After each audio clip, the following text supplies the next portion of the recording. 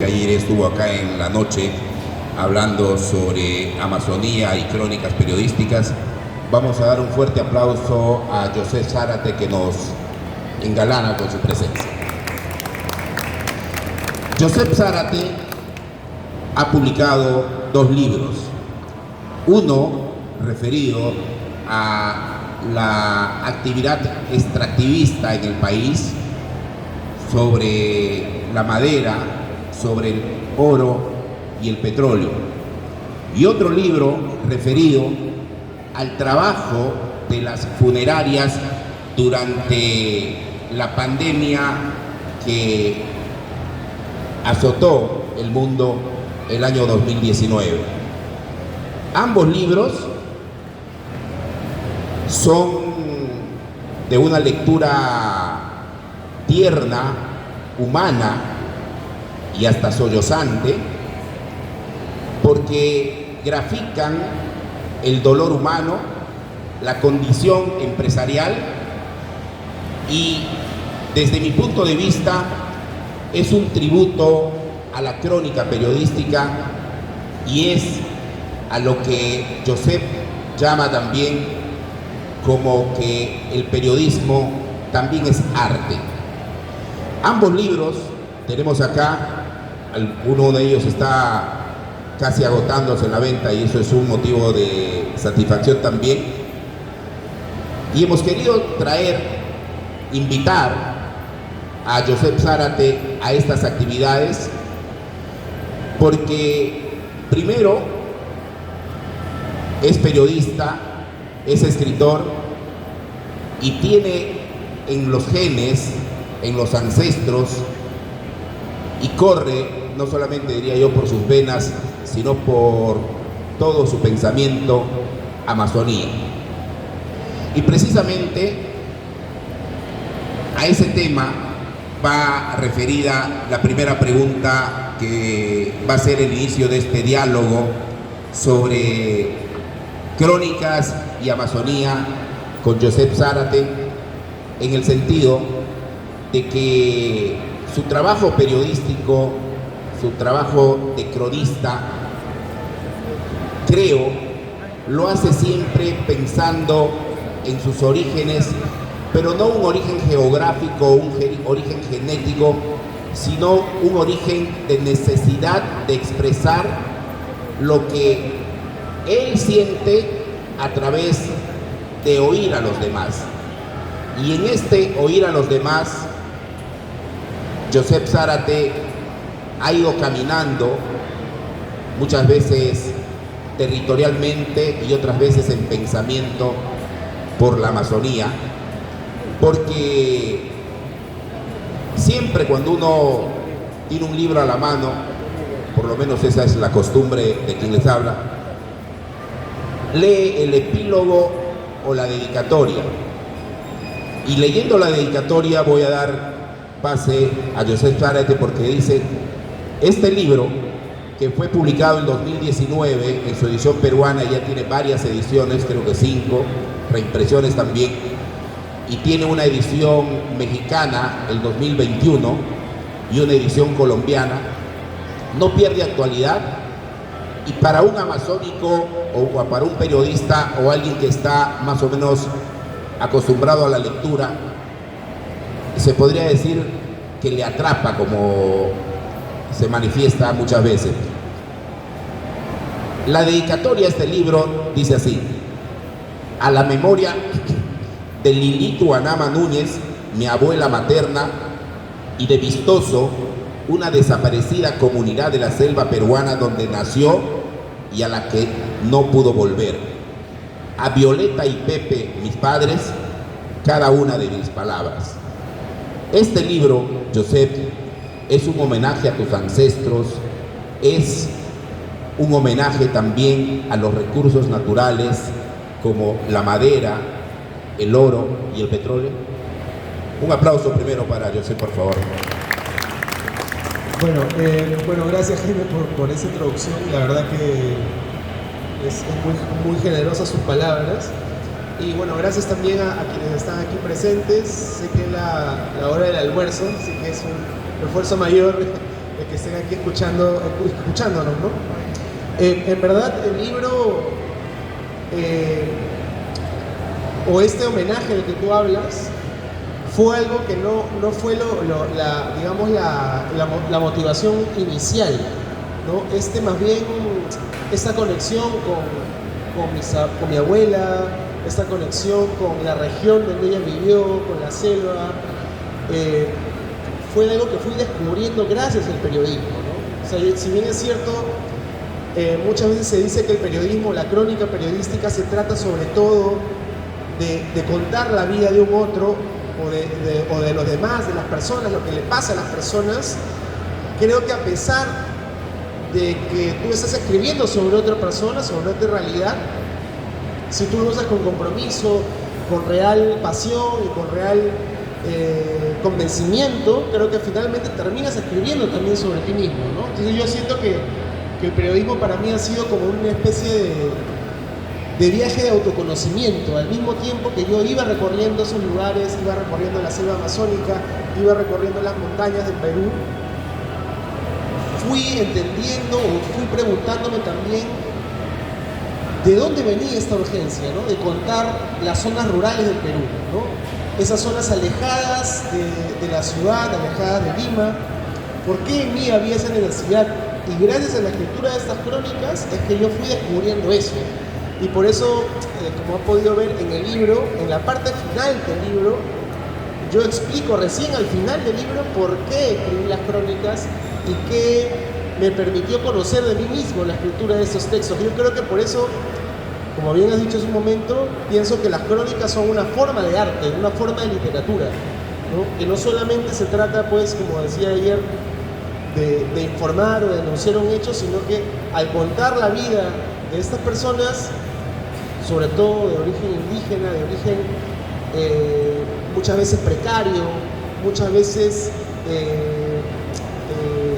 violentadas por la marginación, por el racismo, por el clasismo, me di cuenta que yo venía de ese lugar, ¿no? Pero fue un viaje, de nuevo, de autoconocimiento, no fue el inicio de todo, sino fue el final de todo, ¿no?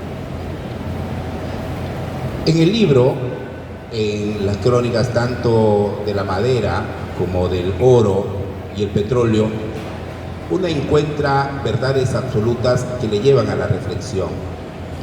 Por ejemplo, con relación al oro, muy pocos tienen conocimiento que básicamente el oro se utiliza para la codicia y el lujo.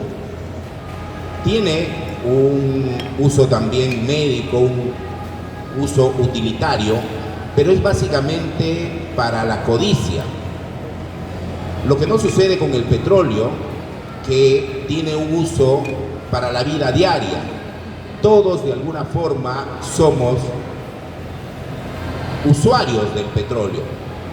Y con la madera, si bien es cierto, creo que el 30% de la madera que se usa en el mundo es de origen ilegal, pero también tenemos una relación que no es únicamente amazónica, sino es humana. Estos tres recursos, Josep, el oro, el petróleo y la madera, han sido seleccionados para explicar no solamente la actividad extractivista del ser humano, sino que está llena de codicia y necesidades. ¿Por qué digo esto? Porque la señora Máxima Acuña lucha de alguna forma contra la codicia del oro.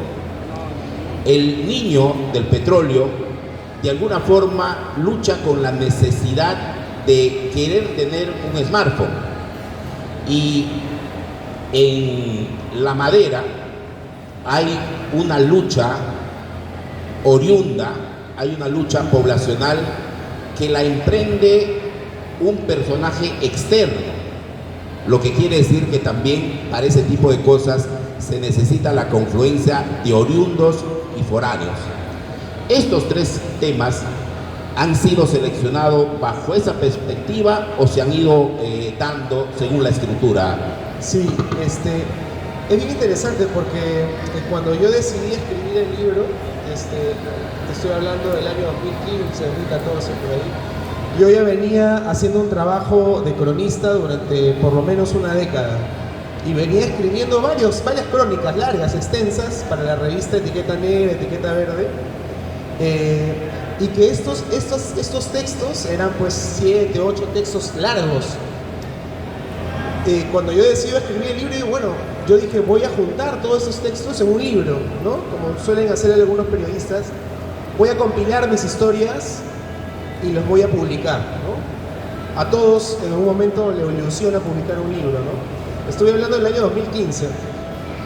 Pero luego, cuando comencé a mirar el material, me di cuenta que esas crónicas que había escrito a lo largo de esos años tenían un hilo conductor, es decir, los protagonistas de esas historias eran hombres y mujeres y niños, sobre todo que vivían en las zonas alejadas de la ciudad, en las selvas y en las montañas del Perú, y que tenían o que tienen origen indígena, ¿no? Y que además luchaban contra poderes aparentemente mayor que ellos, una empresa irresponsable, una mafia o el Estado, ¿no? Pero luego, cuando comencé a ver el material con más detenimiento, yo comencé a preguntarme qué cosa es lo que quiero decir con este libro, qué cosa es lo que yo quiero comunicar, de qué se trata en realidad este proyecto, ¿no? Entonces fue ahí, en ese momento, donde yo tuve la oportunidad de irme un año a Barcelona, ¿no? Fui un año a estudiar un máster. En realidad fue una excusa para yo poder tomar distancia de mi ciudad y poder concentrarme en el proyecto.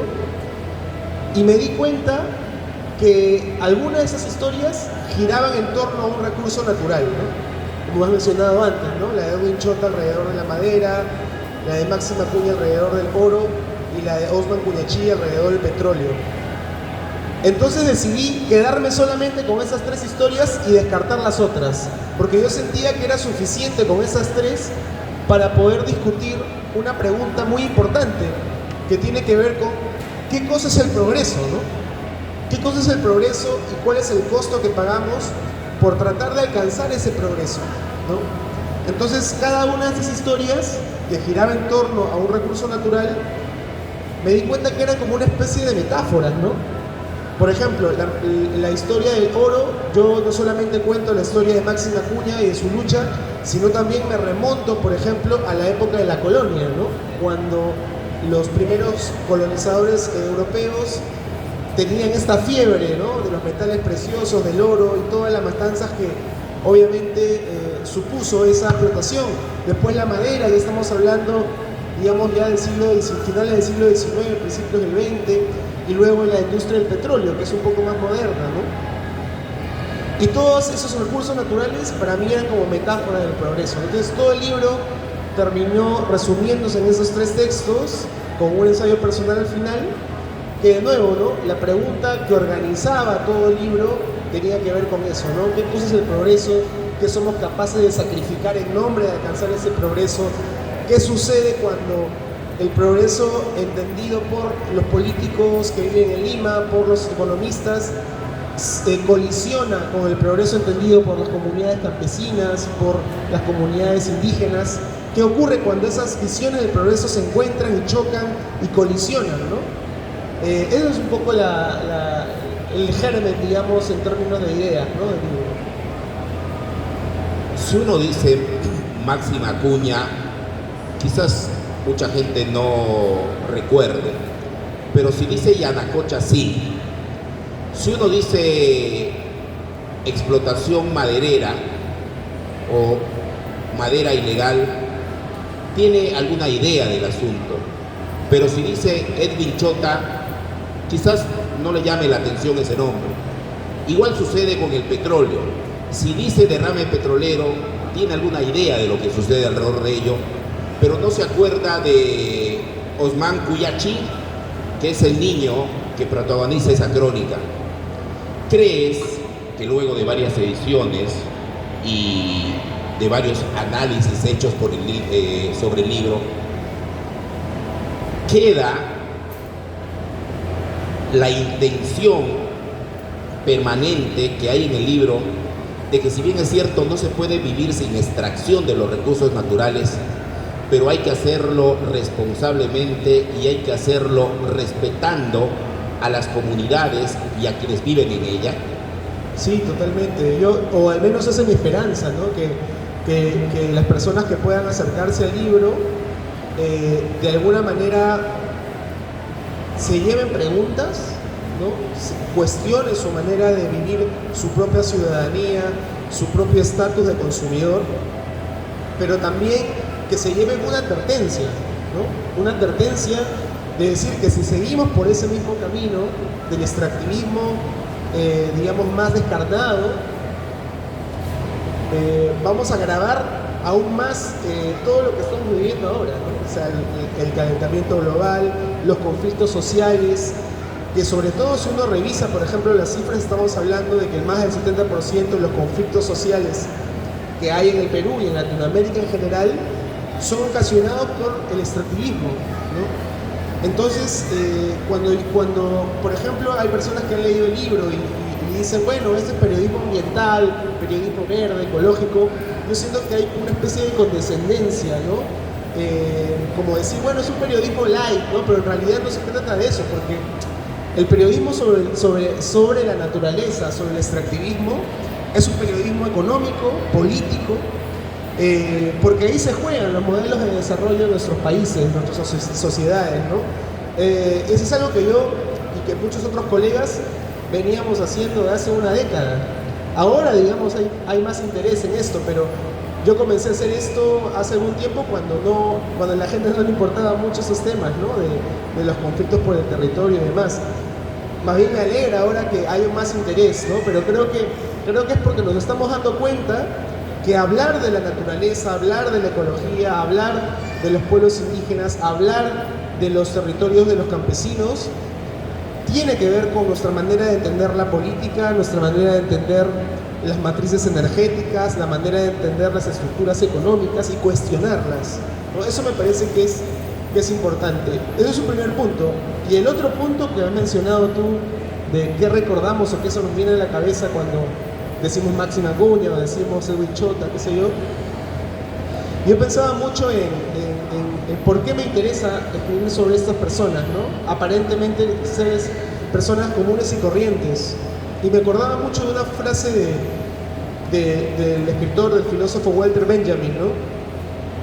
Que él decía, en uno de sus libros decía que es más arduo el trabajo de contar la vida de las personas anónimas que de las personas célebres, porque al contar la vida de las personas anónimas, esas personas que no tienen nombre, estamos yendo, digamos, lo voy a parafrasear, pero está diciendo que vamos más bien hacia el corazón de la historia, digamos, que son estas personas aparentemente comunes y corrientes los que hacen la historia en realidad, no son necesariamente los héroes que están en las páginas de los libros y demás, sino son estas personas las que lideran las revoluciones, las que ponen los muertos y los heridos, ¿no? Entonces, a mí, de alguna manera, siento que yo hago un poco eso que dice Walter Benjamin, ¿no? En mis libros, de contar la epicidad de las personas comunes y corrientes, entre comillas, para traernos estos héroes, esas heroínas, ¿no? Que muchas veces no quedan registradas sus vidas en los libros que nosotros leemos en las escuelas, ¿no? Cuando uno lee el libro y ve las partes que tiene, desde el punto de vista amazónico, piensa que lo que más le va a interesar es el petróleo, el capítulo del petróleo. Pero uno lee el capítulo de madera y es en verdad donde hay información más contundente tal vez sobre la realidad amazónica. Y voy a leer 2 párrafos breves sobre el capítulo de madera y en donde hay realmente frases que llaman a la reflexión del lector. Mientras los varones del caucho transformaban Iquitos en una sucursal de extravagancia europea, con casas adornadas de azulejos italianos pintados a mano, un teatro de ópera y hasta una mansión de hierro diseñada por el ingeniero francés Gustave Eiffel, a unos kilómetros de allí, equipado con una lámpara de minero como linterna, el indígena se abría paso por la jungla a machetazos, trabajando de sol a sol, buscando árboles de caucho. Y hay un párrafo que también llama a la reflexión y creo que es motivo de orgullo para todos los amazónicos, aunque el resto del país no nos vea así. Dice, el Perú, dice el lugar común, es un país andino, la tierra de los incas, le llaman dentro y fuera de sus fronteras, aunque en términos de extensión geográfica es sobre todo un país amazónico. Estas dos frases, Josep, del capítulo de Madera, que en verdad, por lo amazónico que somos, digamos, nos llama a la reflexión, pero en todo el libro hay una reflexión histórica y de convencimiento de que somos ricos en recursos naturales, pero contradictoriamente esos recursos naturales no han tenido una distribución de la riqueza paralela y quizás lineal. ¿Crees tú que esta información sobre la Amazonía, que se conoce pero no se difunde, es un punto de partida para comenzar una reflexión mayor a partir del libro o desde el libro? A mí me gustaría pensar que sí, ¿no? Desde el día de ayer y hoy hemos estado escuchando, hemos conversado luego tomando café, ¿no? a colegas escritores que han estado hablando de la poesía, han estado hablando de la crónica, han estado hablando del ensayo, ¿no? Y yo siento que mi libro en todo caso es un pequeño aporte a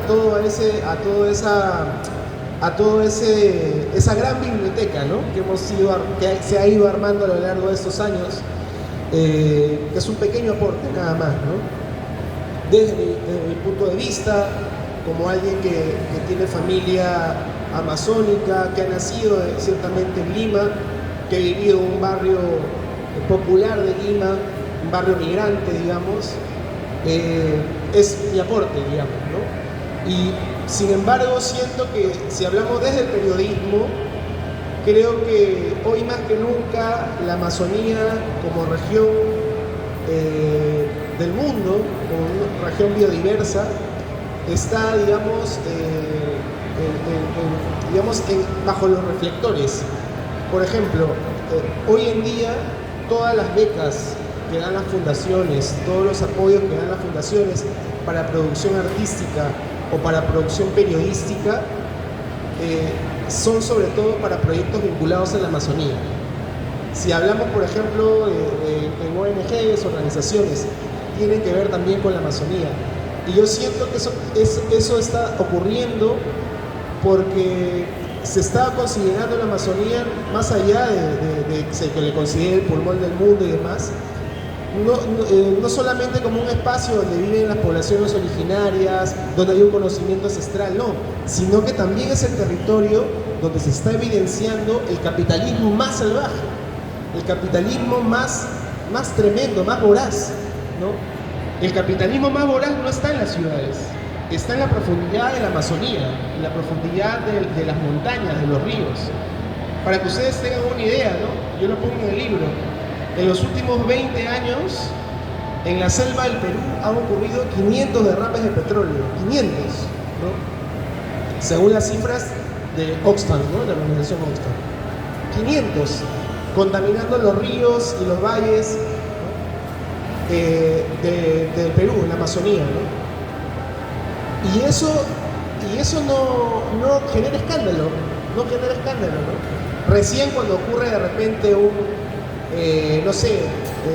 los Rolex de Dina Boluarte, ¿no? Eso sí es un escándalo y la van a vacar a Dina, ¿no? Matan a más de 50 peruanos los policías o una represión. Eso no genera escándalo más bien esta red de prostitución encubierta en el Congreso, ¿no? Que obviamente es una cosa deslizable, ¿no? Pero eso sí puede ser causal de vacancia, pero no de repente esas atrocidades que ocurren y que vienen ocurriendo a lo largo de décadas, ¿no? Entonces, yo creo que el periodismo está haciendo su trabajo, pero no es el periodismo que vemos en la televisión, ¿no? Es el periodismo independiente, más local, en las radios comunitarias, en internet, ¿no? Que se está dando a conocer lo que está ocurriendo, pero no necesariamente en la televisión o en los grandes diarios.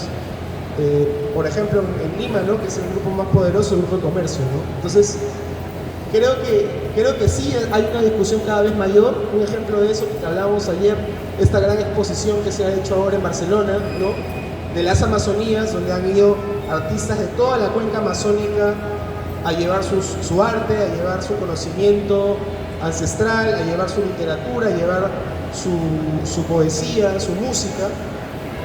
Hay un interés, pero creo que es importante no olvidar eso, ¿no? Que el capitalismo más salvaje se está llevando a cabo acá también, ¿no? Hay soluciones, pero también está aquí la causa de los problemas, ¿no? Luego de Guerras del Interior, que es este libro que les decía que tiene una edición mexicana, colombiana y peruana, Josep Zárate ha publicado este libro que es Algo Nuestro sobre la Tierra, que es referido al tema de la pandemia, pero desde el punto de vista mortuorio, desde el punto de vista del trabajo de las funerarias, del trabajo de los sepultureros. Y Josep abre este libro con una referencia a Albert Camus, o Camus, de La Peste, que dice: el modo más cómodo de conocer una ciudad es averiguar cómo se trabaja en ella, cómo se ama y cómo se muere. Y hago referencia a esta cita para pedirte, Josep, que este libro, por ejemplo, también es un rescate de gente anónima, pero que hace un trabajo importante. Por ejemplo, los que trabajaron en la pandemia metiendo los cadáveres en los crematorios, y que de meter un cadáver diario comenzaron a meter 25 cadáveres diarios. La empresa que tenía crematorio comenzó con un crematorio con la pandemia y tuvo que aumentar a 4.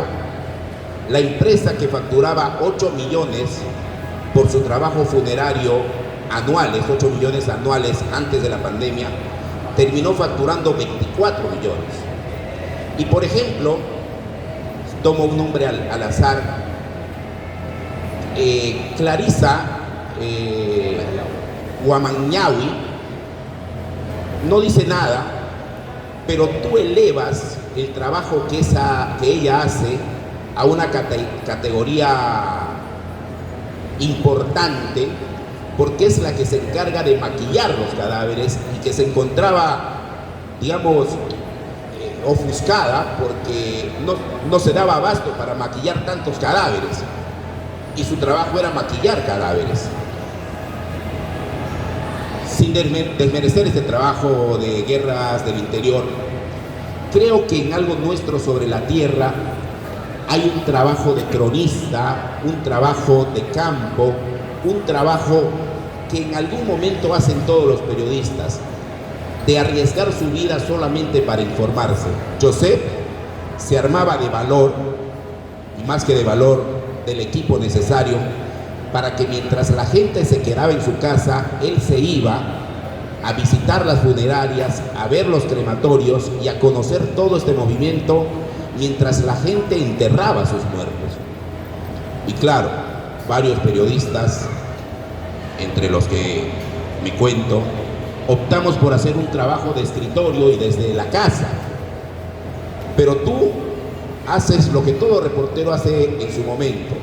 Cuando hay un incendio, la gente saca sus cosas y corre del incendio. Y los periodistas vamos hacia el incendio.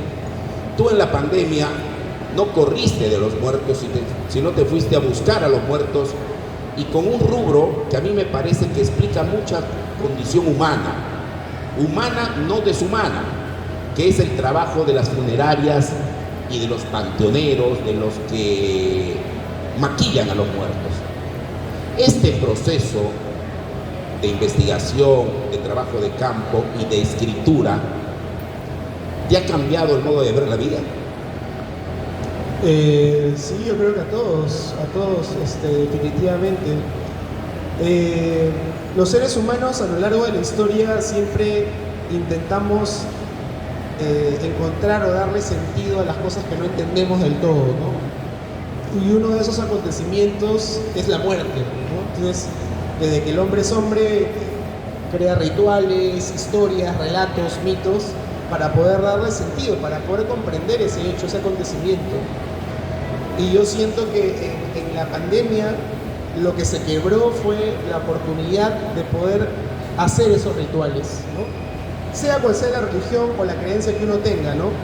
Todo ritual funerario se suspendió y eso generó una grieta existencial en muchas personas, ¿no? Porque de pronto, seguramente ustedes han tenido un familiar o han conocido a alguien que tuvo un familiar, se enfermaba, lo recluían en UCI 15 días, 20 días, no lo volvías a ver y luego venía un desconocido a darte una urna con cenizas y no podías sepultar, no podías juntarte con tu familia para poder prender una vela, nada.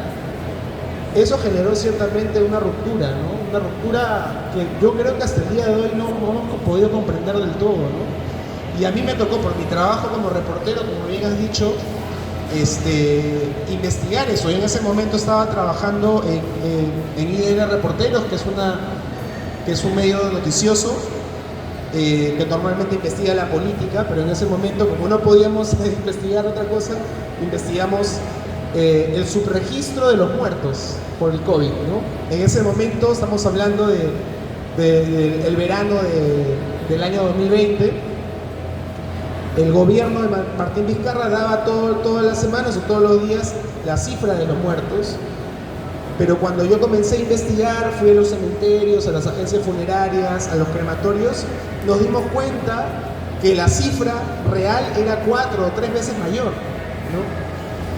Y ahí, en ese proceso de investigación, fue que conocí a los dueños del crematorio Piedra Ángel y les propuse acompañar a los trabajadores funerarios, que la mayoría o casi todos eran venezolanos, ¿no? En el Perú al día de hoy hay 1,5 millones de ciudadanos venezolanos en el Perú. Estamos hablando de la migración o el desplazamiento migratorio más importante de América Latina y el segundo desplazamiento migratorio más importante del mundo hoy día. Y yo acompañé a estas personas porque, a diferencia de los peruanos, en Lima al menos, los peruanos no querían trabajar recogiendo los muertos.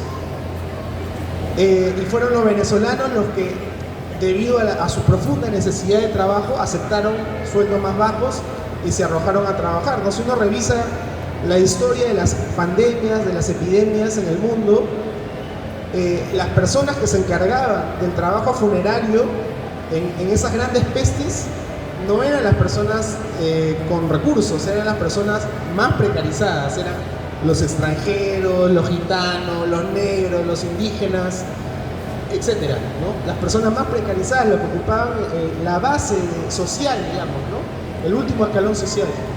Y esto se cumplió otra vez en esta época, ¿no? Y yo los acompañé, ¿no? Y a lo largo de todos estos meses, porque todo el año 2020 estuve acompañándolos, ciertamente fue una cosa muy inquietante, muy dura, muy dolorosa, ¿no? De ver cómo la gente no podía despedirse de sus fallecidos, pero a pesar de eso, ellos encontraron maneras de hacerlo, ¿no? Hay una parte en el libro donde yo cuento, por ejemplo,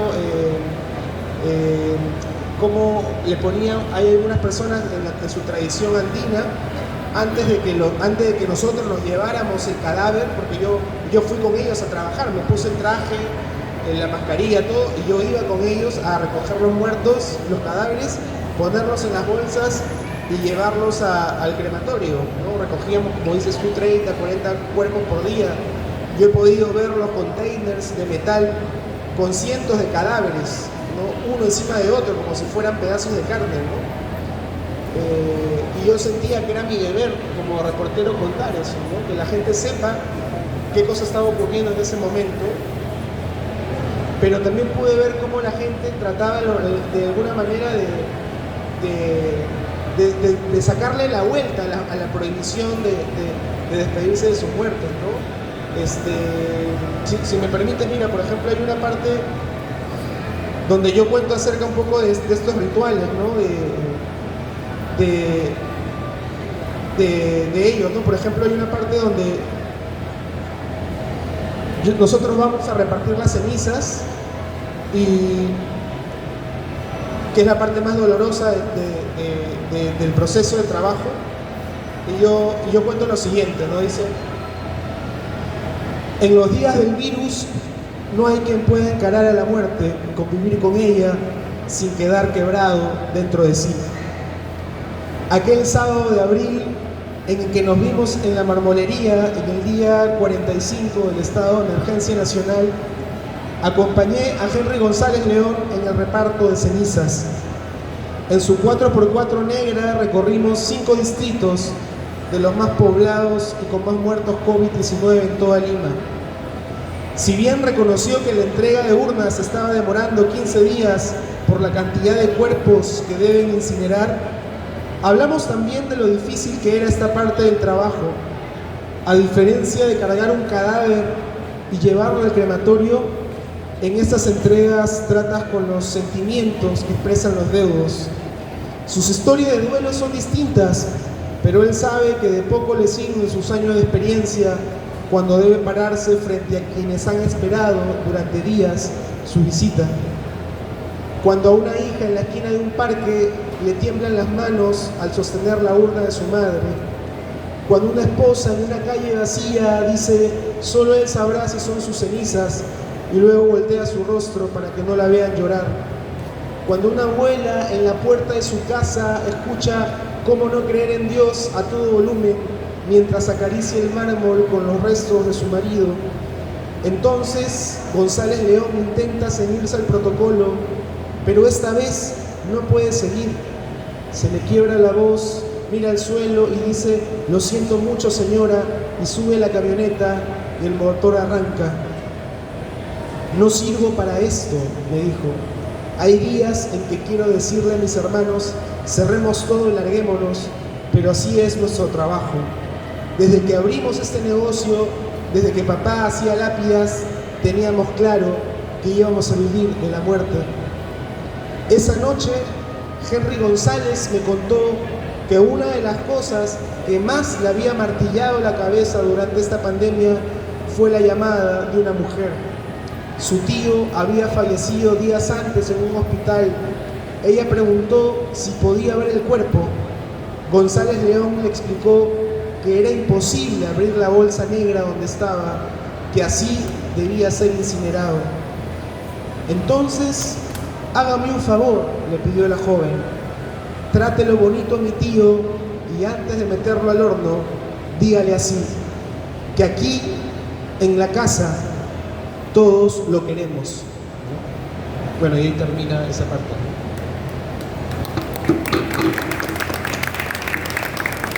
Y precisamente de eso, Joseph, el libro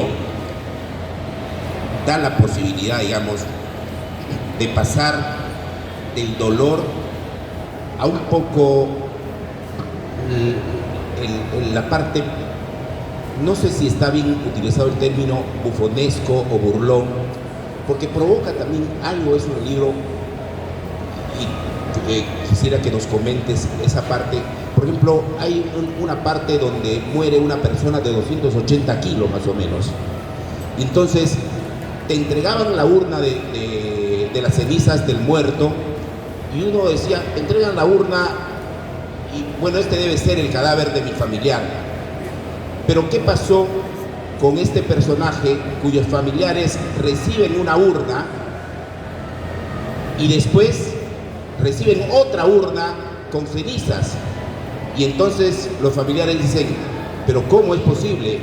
Si las cenizas van a estar en una urna y me traen dos, una de las urnas no pertenece a mi familiar. Y la explicación que da la funeraria es: como el cadáver tenía 280 kilos, no cabía en una urna, tuvimos que ponerlas en dos. Y uno dice: ¿será verdad? ¿Será mentira? Y a mí cuando leí ese párrafo, me imaginé a Joseph escribiendo eso y no sé si soltando una sonrisa o desprendiéndose una lágrima. ¿Recuerdas ese momento? Porque es en verdad, todo el libro es doloroso. Yo tengo amigos a quienes he prestado el libro y me han dicho que no pudieron leerlo. Entonces, ¿cómo escribir sobre el dolor desde la información y desde la intención de dar a conocer ese drama humano? Por ejemplo, el libro está cargado de mucha información. Yo no sabía, por ejemplo, que lo último que se quema en un cadáver es el pelo. ¿Estoy bien o es lo primero? Lo primero que se quema y lo último es el fémur. Entonces, esta combinación de información, Joseph, al momento de escribir, disculpa, a veces los periodistas, tú sabes esto, hacemos preguntas tontas y hasta estúpidas, pero ¿qué sentimiento viviste al escribir estas historias? Bueno, yo creo que todos los sentimientos, ¿no? O sea, una cosa que a mí me parece que es muy importante y que se ocupa la literatura, sea de ficción o de no ficción, es tratar de cubrir las múltiples facetas de la experiencia humana, ¿no? El ser humano no solamente es dolor, no solamente es tristeza, también es sentido del humor, también es sarcasmo, es ironía, también es ira, ¿no? Enojo, es risa. Entonces, siendo la experiencia de la pandemia un momento de la experiencia humana también, sucedieron obviamente todas esas facetas de nuestras emociones, ¿no? Y bueno, no recuerdo si me reí o me sonreí, pero seguramente sí, ¿no? Porque podría ser incluso hasta chistoso para alguien de manera externa, ¿no?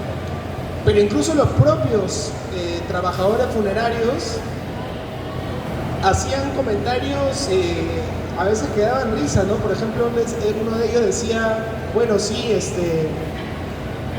ahora que estoy todo el día viendo muertos, no sé, decía, tengo problemas para tener relaciones con mi mujer. Y yo creo que lo cuento en el libro, ¿no? Que no podían tener relaciones porque estaban traumatizados, ¿no? Y lo contaban riéndose, oye, no puedo, mi mujer me dice, me reclama, qué sé yo, ¿no? O otro decía, por ejemplo, que cuando él metía los cadáveres al crematorio, al horno, él describía lo que veía a través de la ventanita y decía, mira, ese cráneo se enciende como este personaje de Ghost Rider, ¿no? Que es como un motociclista fantasma que tiene el cráneo con fuego, ¿no? Y así, ejemplos de ese tipo, ¿no? O decían, sí, bueno, uno de los, por ejemplo, lo voy a leer mejor porque no, es una parte donde, acá, por ejemplo, ¿no? Cuando vamos a un hospital y sucede que vamos a un hospital y en el hospital esta descripción, ¿no? Dice, cuando van a cargar un cadáver, el cuerpo de un cadáver, ¿no? Dice, Alex se llama el juntacadáveres, ¿no? Se planta bien sobre sus botas de caucho, tantea el peso y nota que una manija en la camilla donde está el cuerpo, que le ayudó a sostener, pero yo estaba cargando con él la camilla, está floja, se da cuenta que está floja, dice. Alex teme que se rompa a la hora de cargarla y todo el peso le caiga encima. Se vuelve a persinar, se persina para que no le caiga y dice, resopla y hace fuerza para que el cadáver no se le resbale. ¿Cómo pesa este compadre?, dice, ¿no?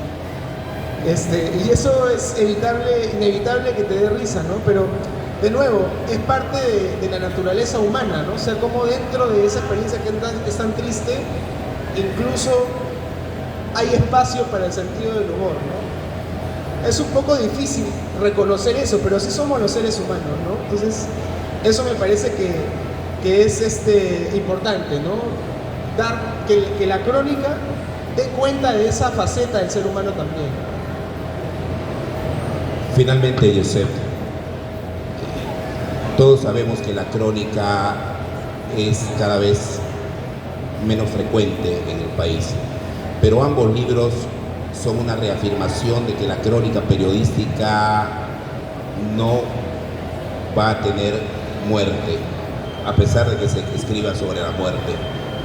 Pero también has dicho en varias conferencias, por ejemplo, que el periodismo es arte, y seguramente muchos escritores, muchos literatos dirán, no, el periodismo es subliteratura.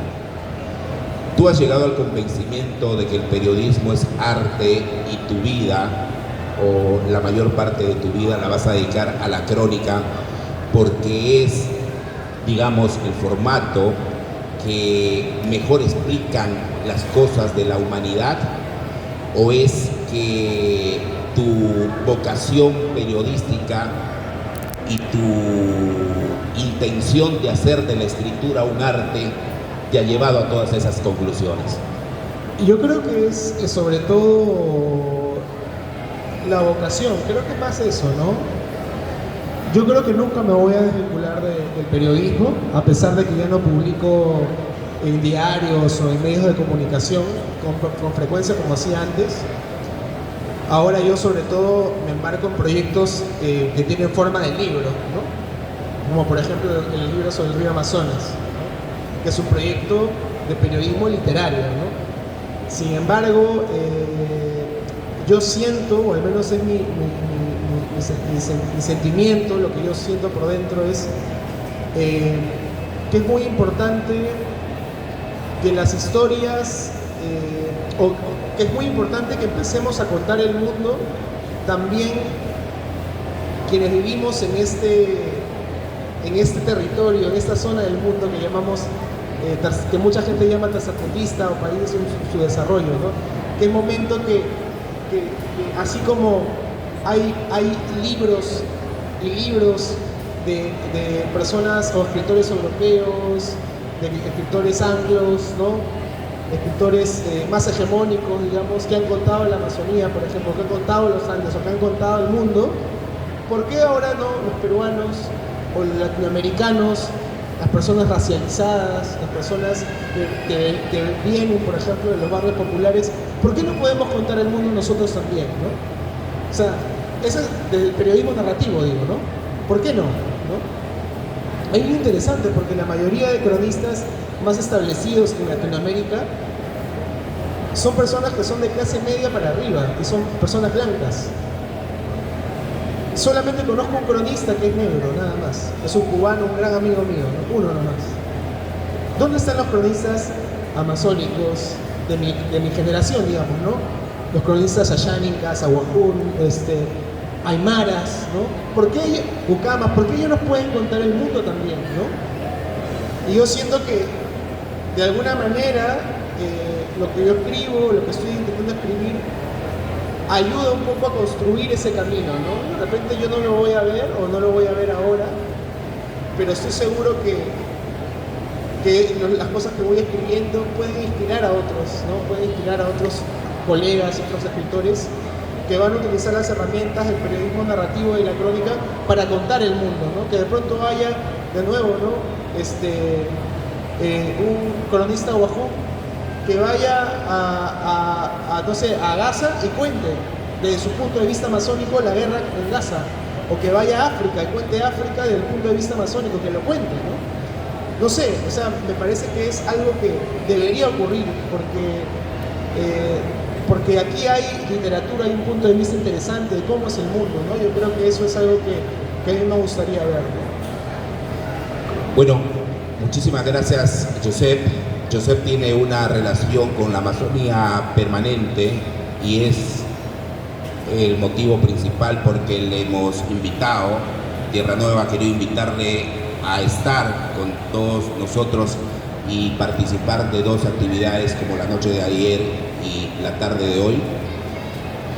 va a seguramente seguir publicando libros de crónicas sobre Amazonía, sobre gente, sobre escritores, y eso es un motivo para tenerlo dentro de los bienvenidos a Iquitos y bienvenidos a la selva, porque entendemos que la Amazonía es unión, así como los ríos, las aguas se unen para formar otros ríos, así también creo que los periodistas, los escritores que tratan sobre la Amazonía debemos unirnos. Así como el agradecimiento especial, Josep, esperamos que no sea la última. Gracias. Sus palabras de despedida en esta jornada y un agradecimiento especial seguramente de toda la gente. Un fuerte aplauso para Josep, por favor. No, gracias a ti, Jaime, y para mí siempre es un placer venir a Iquitos. Ya hemos quedado con Jaime en ir tramando cosas para que estos eventos y estos conversatorios puedan seguirse dando, y en unos meses probablemente vuelva para seguir con mi investigación para lo próximo que voy a escribir. Y nada, muchas gracias a todos, a todas por estar aquí, por saltarse el almuerzo para escucharme. Gracias, muchas gracias de verdad.